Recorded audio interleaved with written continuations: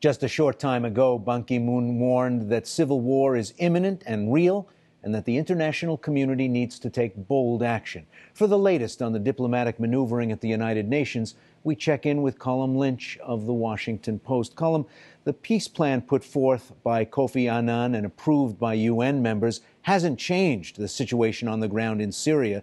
Is there a new initiative circulating, a new Annan plan? And if so, how is it different?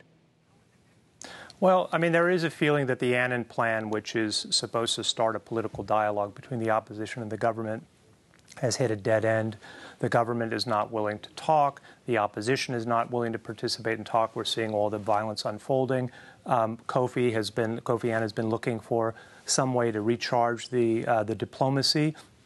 And he seems to be exploring this idea of setting up a contact group. It would involve many of the members that are already in the Security Council, the United States, the Europeans, Britain, France, and Russia. It would also, I mean, at least he's trying to include some of the key regional players who have an interest in the region, Turkey, Saudi Arabia. He had floated the idea of Iran, but the Americans are not that keen on sitting down with the Iranians. But the idea is essentially to achieve the same thing, but to bring in some players who have more influence on Syria. However, Russia has always been part of the political mediation. It has perhaps more influence than just about anyone else. Maybe not Iran, or both of those countries have a lot of influence. So I think that the whole game now is to try and put together a new process to try and get particularly Russia to use its influence to put pressure on Assad to accept a political transition, one that would lead to his removal, his having to step down from power. They haven't been willing to do it yet. They have sent some hints that they may be softening a little bit. The Russian ambassador, Vitaly Churkin, told the council that Russia is not wedded to Assad today. He said that behind closed doors, said that if there's some political transition that leads to his departure, they wouldn't be, they wouldn't sort of cry over that. They would be perfectly willing to go along with that, but they said that will have to be left up to the parties to decide themselves.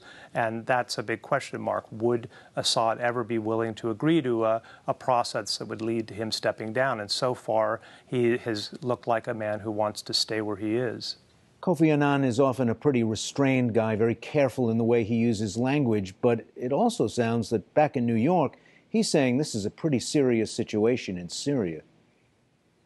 Well, I think there's a lot at stake for Syria, for the international community. There's real concerns, and particularly what we're seeing is some really awful, violent massacres taking place. There's a real concern that this could explode, that it would not only affect Syria, but that it would spread throughout the region, that it could play into a lot of the regional tensions between religious Sunnis and Shia, that you could see a lot worse than we're seeing now. And I think that his sort of discussions have been really focused on trying to get everybody to focus on how bad things could get. And part of this is a way of trying to spook some of the key players, including Russia and the others, to get behind a concerted strategy that would put pressure on the parties to accept some sort of transition. I mean, this was the first time you'd heard Kofi using the words that there needs to be consequences for anybody who stands in the way of a political transition. And that could mean things like sanctions. I don't think anybody's talking about use of military force here, but other means of pressure. Colm Lynch covers the UN for The Washington Post. Thanks a lot. All right, thanks for having me.